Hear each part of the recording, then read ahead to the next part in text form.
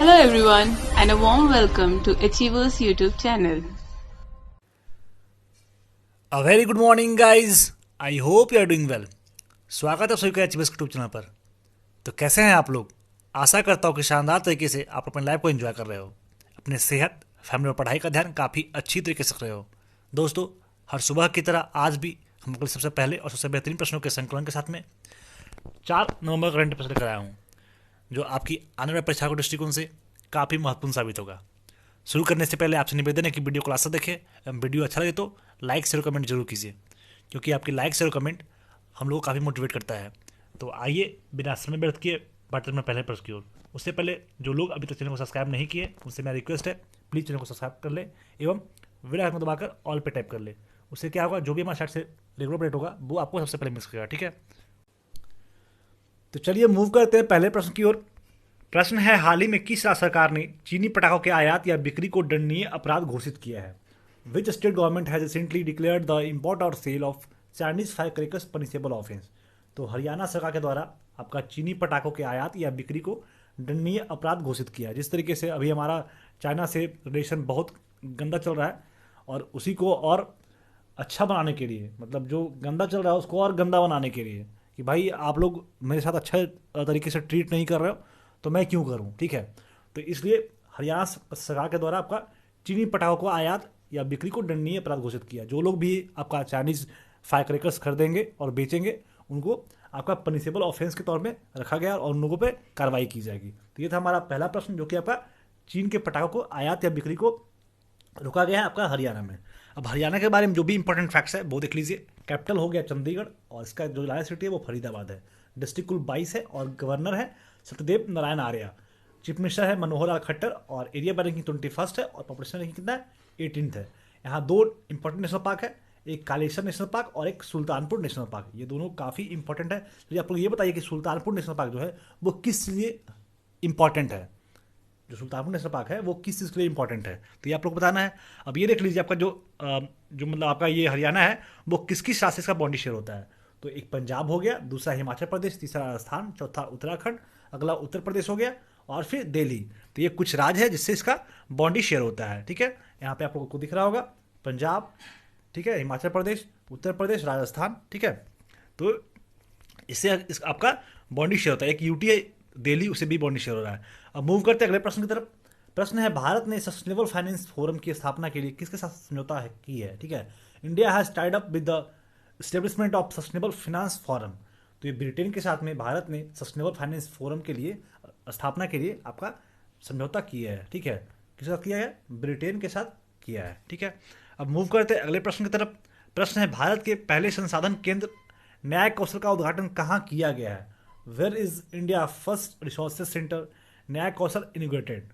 तो ये नागपुर में आपका न्याय कौशल का उद्घाटन किया गया। ये नागपुर आपका महाराष्ट्र में पड़ता है। ठीक है, और महाराष्ट्र का नागपुर में आपका पहले संसाधन केंद्र न्याय कौशल का उद्घाटन किया गया है। चलिए मूव करते अगले प्रश्न की तरफ। प्रश्न है, दुनिया का सबसे बड़ा जनगणना अभ्यास कहाँ शुरू हुआ है? काफ़ी अच्छा प्रश्न है। Where has the world's largest census practice started? मतलब जहाँ सबसे ज़्यादा आपका जनसंख्या होगा वही ना स्टार्ट किया जाएगा। तो ये चीन में आपका दुनिया का सबसे बड़ा जनगणना अभ्यास शुरू किया गया है। ठीक है, चलिए अब देखते हैं अगला प्रश्न देखते हैं।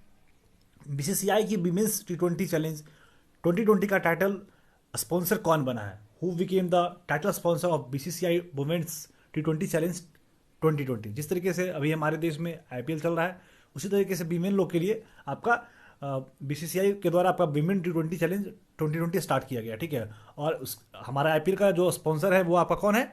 ड्रीम 11 आईपीएल हो रहा है इस बार। ठीक है, और जो आपका वीमेन का है वो जियो इसका ब्रांड एम्बेसडर है। ठीक है, जियो जो इसका आपका स्पॉन्सर बना, जियो आपका इसका स्पॉन्सर बना किसका?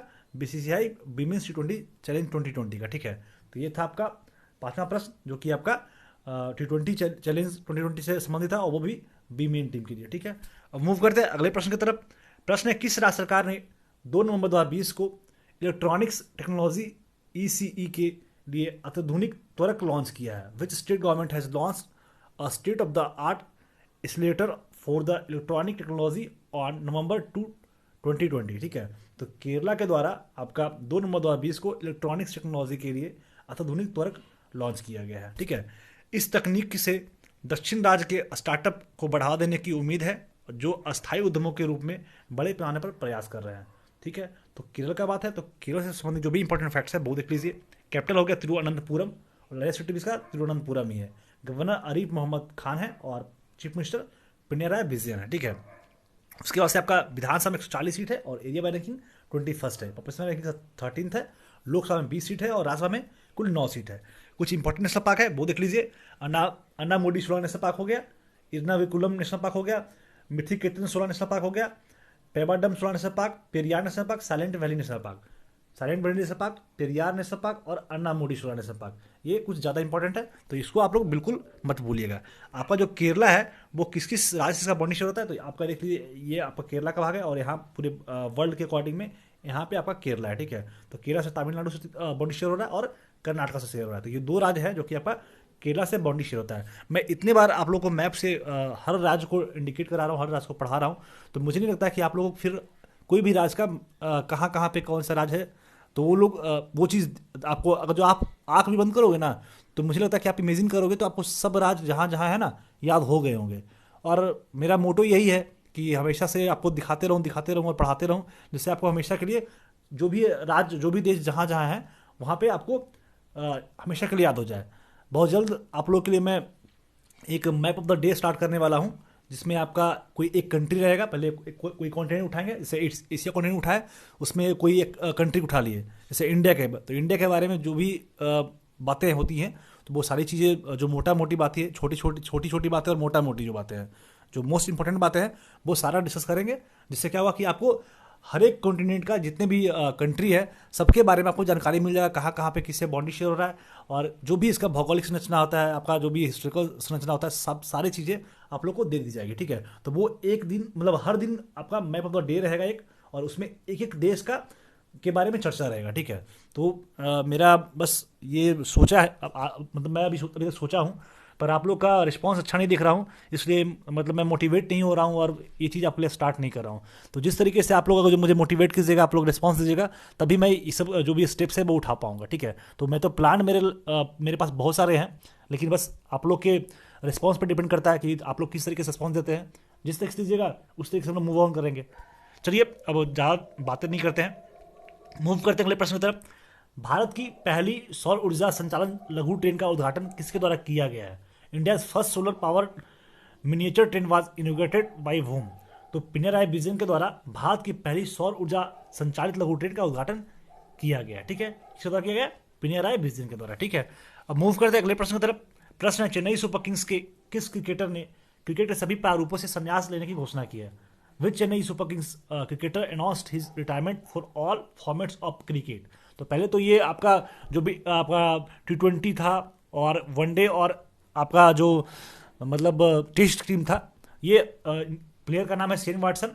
ये पहले T20 वनडे और टेस्ट से संन्यास ले चुके हैं और ये ऑस्ट्रेलिया मूल के प्लेयर हैं और वो रिसेंटली आपका खेल रहे थे, चेन्नई सुपर किंग्स की तरफ से खेल रहे थे। और इनका जो परफॉर्मेंस था वो इस आईपीएल में तो उतनी अच्छी तरीके से नहीं रह पाया, लेकिन जो पहले के आईपीएल में रहे थे उसमें काफ़ी इनका इंपॉर्टेंस रोल रहा था और काफ़ी अच्छी तरीके से वो अपने टीम को लीड किए थे और एक बार इनके द्वारा ट्रॉफी भी जिताया गया है। ठीक है, तो ये जो है अब इनके उम्र अच्छा खासा हो गया और इसीलिए वो अपने क्रिकेट के सभी प्रारूपों से, तो सभी प्रारूप से वो संन्यास तो ले ही चुके थे, लेकिन वो आईपीएल से भी संन्यास लेकर घोषणा की है। इनका नाम क्या है? Shane Watson.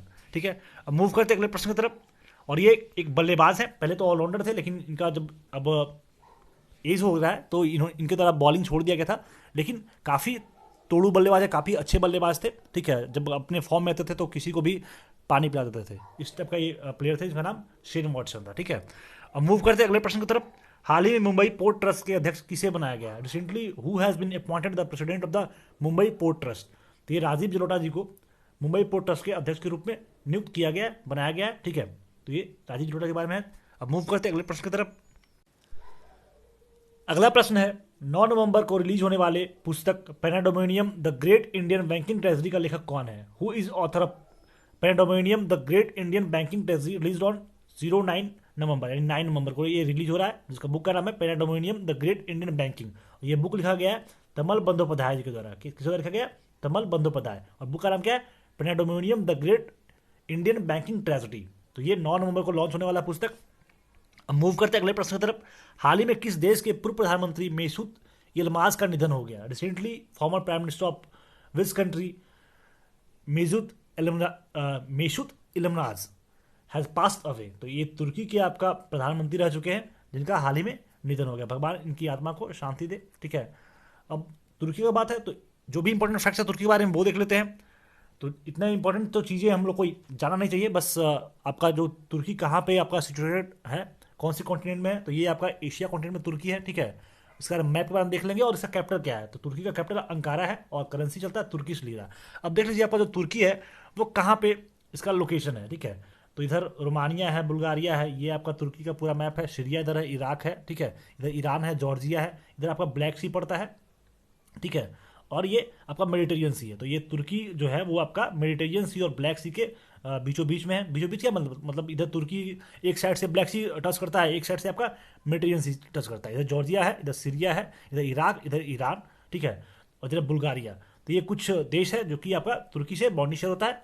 सबसे मोस्ट इंपॉर्टेंट है कि आपका एक साइड से ब्लैक सी है और एक साइड से मेडिटेरियन सी है। अब मूव करते हैं अगले प्रश्न की तरफ। हाल ही में आईसीसी के एलिट पैनल के किस अंपायर ने सबसे अधिक वनडे मैच में अंपायरिंग करने का रिकॉर्ड बनाया है? Which umpire of the ICC elite panel has recently set the record for umpiring the most ODI matches? तो इनका नाम अलीम डार है, जो कि आईसीसी के एलिट पैनल में सबसे अधिक वनडे मैचों में अंपायरिंग करने का रिकॉर्ड बनाया है। तो ये आप लोग ये बताइए कि ये कितने मैच में अंपायरिंग किए हैं। ठीक है, तो इसका आंसर आप लोग कमेंट में देना है। तो इनका नाम अलीम डार है, जो कि आपके आईसीसी के एलिट पैनल में सबसे अधिक वनडे मैचों में अंपायरिंग करने का रिकॉर्ड बनाया है। ठीक है, तो आप लोग को बताना है इसका अलीम डार कितने वनडे मैचों में अंपायरिंग की है। अगला प्रश्न है, हाल ही में किस देश की सेना ने भारतीय थल सेना अध्यक्ष को महारथी सम्मान से सम्मानित करने की घोषणा की है? Recently which country army has announce to confer with the Maharathi Samman to Indian army chief? तो ये नेपाल देश की सेना के द्वारा भारतीय थल सेना के अध्यक्ष को महारथी सम्मान से सम्मानित करने की घोषणा की है। तो ये आप लोग ये बताइए भारतीय थल सेना के अध्यक्ष कौन है? तो ये आप लोगों को कमेंट में देना है। और ये नेपाल के द्वारा आपका भारत के थल सेना अध्यक्ष को आपका महारथी सम्मान से सम्मानित करने की घोषणा किया गया है। अब नेपाल का बात है तो नेपाल के बारे में जो भी इंपॉर्टेंट फैक्ट्स है वो देख लीजिए। तो इसका कैपिटल है काठमांडू और इसका prime minister KP Sharma Oli है। ठीक है, उसका प्रेसिडेंट है विद्या देवी भंडारी और जो करेंसी चलता है वो नेपाली रूपी चलता है। ठीक है, तो ये था आपका नेपाल के बारे में फैक्ट्स। अब मूव करते अगले प्रश्न की तरफ। निम्न में से कौन सा आर्द्रभूमि क्षेत्र वेटलैंड भारत का 39वां आर्द्रभूमि क्षेत्र घोषित किया गया जो कि बिहार में स्थित है? Which of the following wetland region wetland has been declared India's 39th wetland area which is located in Bihar? तो इसका नाम है कवरताल, जो कि आपका बिहार में स्थित है और ये आपका 39वां आर्द्रभूमि क्षेत्र है जिसे आर्द्रभूमि क्षेत्र यानी वेटलैंड में घोषित किया गया। ये अगर जो भी अभी बिहार में एग्जाम होने वाले हैं उसके पॉइंट ऑफ व्यू से काफ़ी इंपॉर्टेंट क्वेश्चन होने वाला है। क्या नाम है? कवरताल। ठीक है, तो आप लोग बिल्कुल नोट डाउन कर लीजिएगा, जो लोग भी आपका बिहार एसआई का फॉर्म भरे हैं उन लोगों के लिए काफ़ी इंपॉर्टेंट क्वेश्चन है। ठीक है, अब मूव करते हैं अगले प्रश्न की तरफ। प्रश्न है, भारतीय वायुसेना ने सुखोई विमान से किस मिसाइल का सफल परीक्षण किया है? The Indian army force has successfully test fired missile from Sukhoi aircraft. तो ये ब्रह्मोस मिसाइल का आपका सफल परीक्षण किया गया सुखोई विमान के द्वारा। ठीक है, ये था हमारा आज का 15वां प्रश्न। अगला प्रश्न है, हाल ही में टी.एन. कृष्णा का निधन हो गया, वे क्या थे? Recently TN. Krishna passed away, what were they? तो ये एक वायलिन वादक थे जिनका नाम टी.एन. कृष्णा था, इनका हाल ही में निधन हो गया। वे 1992 में भारत के तीसरे सर्वोच्च नागरिक सम्मान पद्म भूषण प्राप्तकर्ता थे और इससे पहले 1973 में उन्हें भारत के चौथे सर्वोच्च नागरिक पद्मश्री से नवाजा गया था। तो चलिए आप लोग ये बताना है, इससे भारत का जो आपका सर्वोच्च सम्मान है, पुरस्कार है ना, तो आपका 4 पुरस्कार होता है। तो वो आपका जितने भी पुरस्कार है आई थिंक 4 होता है। मैं बता दूंगा, अभी नहीं, मैं नहीं बताऊंगा, आप लोग को बताना है। जो भी पुरस्कार है उसके बारे में आप लोग को बताना है। महावीर चक्र, वीर चक्र, परमवीर चक्र, जो भी सारे हैं वो आप लोग को बताना है। 4 नहीं और ज़्यादा हैं। ठीक है, तो इसका आंसर आप लोग को कमेंट में देना है। जो भी आपका भारत का सर्वोच्च नागरिक सम्मान पुरस्कार है उसका आप लोग को नाम बताना है कमेंट में लिख के। ठीक है, सारे अवार्ड को जो भी है, पद्म भूषण, पद्म विभूषण मैं बता दिया हूँ अभी। चलिए आप लोग को बताना है, मैं कुछ नहीं बताऊंगा। तो इसका आंसर आप लोग को देना है। इनके बारे में था टी.एन. कृष्णा के बारे में, जिनका हाल ही में निधन हो गया और ये वायलिन वादक थे जिन्हें 1992 में आपका भारत का आपका 3rd रैंक का पद्म भूषण अवार्ड इन्हें मिला था और 1973 में आपका पद्मश्री से नवाजा गया था। ठीक है, फाइनली मूव करते हैं क्वेश्चन लास्ट डे, जिसका आंसर आप लोगों ने कमेंट में काफ़ी अच्छी तरीके से दिया था और इस प्रश्न का आंसर अंजलि कुमारी के द्वारा काफ़ी अच्छी तरीके से आंसर दिया गया था और ये अक्सर अच्छी तरीके से आंसर करते हैं। तो अंजलि जी, आप इसी तरीके से हर दिन आंसर करते रहिए। आप में काफ़ी पैसेंस है और आप बहुत अच्छा काम कर रही हैं। भगवान आपको खूब सारी शक्ति दे और आप अपने गोल को जल्दी से जल्दी अचीव करो, ठीक है। तो देखिए, आप लोग तो पहली बात है, आप लोग आंसर नहीं देते हो। कमेंट में बहुत कम लोग आंसर देते हैं। जो लोग हर दिन दे रहे हैं वही लोग देते हैं। मेरा आप लोग से रिक्वेस्ट है भाई, आप लोग आंसर दिया कीजिए। दूसरी बात, नहीं दे रहे हैं कोई बात नहीं भाई, आप लोग बहुत बिजी इंसान हैं। मे बी आपके पास बहुत कम समय होता है, कोई बात नहीं, अपना समय को सही तरीके से सदुपयोग कीजिए। तो जो लोग एटलीस्ट अच्छे तरीके से आंसर कर रहे हैं उन्हें तो आप मोटिवेट तो कर सकते हैं। कोई अच्छा काम कर रहा है तो मेरा फ़र्ज़ बनता है कि भाई बहुत आपका अच्छे काम कर रहे हो, आप इसी तरीके से करते रहो। तो यहाँ पे लगभग 90 से 80 लोग हर दिन लेक्चर को देख रहे हैं। काफ़ी कम नंबरिंग है, पर कोई बात नहीं है, मैं मेहनत कर रहा हूँ। धीरे धीरे फल मुझे मिलेगा, उसका मुझे कोई चिंता नहीं है कि वीडियो को कम लोग देख रहे हैं, कोई फ़र्क नहीं पड़ता है। कम देखे, 2 भी देखे, 4 भी देखे, लेकिन बस अच्छी तरीके से देखे। तो जिस तरीके से 90-80 लोग देख रहा है और लाइक कितना है, 2 लाइक है, तो ये किस लेवल का आप लोग में मतलब मानवता है भाई। कोई अच्छी तरीके से आंसर कर रहा है तो आपका फर्ज बनता है ना कि थोड़ा सा उन्हें मोटिवेट करें। हाँ, बनता है या नहीं बनता है? तो प्लीज़ आप लोग भी आंसर कीजिए और जो लोग अच्छे तरीके से आंसर करते हैं उन्हें थोड़ा मोटिवेट भी कीजिए। यही तो मानवता की निशानी है। हम लोग मानव हैं, ठीक है। तो मेरा फर्ज बनता हम लोग का फर्ज बनता है कि थोड़ा सा कोई भी अच्छे लोग अच्छा काम कर रहे हैं तो थोड़ा उन्हें सराहें और हम भी उसी तरीके से अच्छा काम कर सकें, ठीक है। चलिए, कोई बात नहीं। बस मेरा कहना था, आप लोग को करना है। अब कीजिएगा या नहीं कीजिएगा, आप इंडिपेंडेंट अपने विचारों के लिए, कोई बात नहीं। मूव करते हैं, जो भी क्वेश्चन है उसको देखते हैं। Which edition of India Bangladesh navy battle exercise Bongosagar took place, ठीक है। तो ये कौन सा आपका जो बेंगसोर था, जो आपका ये नेवी बैटल एक्सरसाइज था, वो कहवा था। तो ये आपका सेकेंड आपका एक्सरसाइज था, ठीक है। और मैं कुछ क्वेश्चन पूछा था सिंधु घाटी सभ्यता के बारे में, तो ये भी काफ़ी अच्छी तरीके से आंसर किया गया आपका कि इसका टेन्योर कब था और ये अब कहाँ पे बसा हुआ था, ठीक है। सारे क्वेश्चन का इनके द्वारा काफ़ी अच्छी तरीके से आंसर किया गया है। आप लोग इसको रिव्यू कर लीजिएगा, काफ़ी अच्छी तरीके से इनके द्वारा दिया गया है, ठीक है। अब मूव करते हैं अगले प्रश्न की तरफ, जो कि है क्वेश्चन ऑफ द डे, और इसका आंसर आप लोगों को कमेंट में देना है। क्वेश्चन है, मानसार झील किस राज्य के शासित प्रदेश में स्थित है, जिसके लिए हाल ही में मानसार झील का विकास योजना का उद्घाटन किया गया था, ठीक है। Option A Rajasthan, option B Puducherry, option C Jammu Kashmir और ऑप्शन डी उत्तर प्रदेश। तो जो भी क्वेश्चन आप लोगों से पूछा गया है और ये प्रश्न, इस प्रश्न का भी आंसर और जो भी क्वेश्चन आपसे पूछा गया, सारे प्रश्न का आंसर आप लोगों को कमेंट में देना है। आप लोग से रिक्वेस्ट है, प्लीज़ ज़रूर दीजिएगा। आप लोग काफ़ी फायदे मिलने वाले हैं, तो बस मेरे साथ बने रहिए और जैसा मैं कहता हूँ बस करते जाइए। आप लोग का रिजल्ट कभी नहीं रुकेगा, ये मैं आपको एश्योर करता हूँ। यदि आप जीके, जीएस या स्टैटिक के कोई भी विषय का फ्री स्टडी मटेरियल पढ़ना चाहते हैं तो हमारे वेबसाइट पर ज़रूर विजिट करें, जिसका लिंक नीचे डिस्क्रिप्शन में दिया हुआ है। साथ ही साथ जीके, जीएस, करंट अफेयर्स की डेली क्यूज़ के लिए हमारे टेलीग्राम ग्रुप को ज्वाइन करें। आज के पीडीएफ के लिए हमारे ऑफिशियल टेलीग्राम चैनल को सब्सक्राइब करें, इसका भी लिंक नीचे डिस्क्रिप्शन में दिया हुआ है। आप लोग पढ़ते रहें, घर पे रहें, सुरक्षित रहें और यदि वीडियो अच्छा लगे तो लाइक कर दें और इसे अपने सगे संबंधियों दोस्तों में शेयर करें। और यदि आप हमारे चैनल पर नए हैं तो चैनल को सब्सक्राइब कर लें। वीडियो में अंत तक बने रहने के लिए बहुत बहुत धन्यवाद। मिलते हैं आपसे अगले दिन। जय हिंद।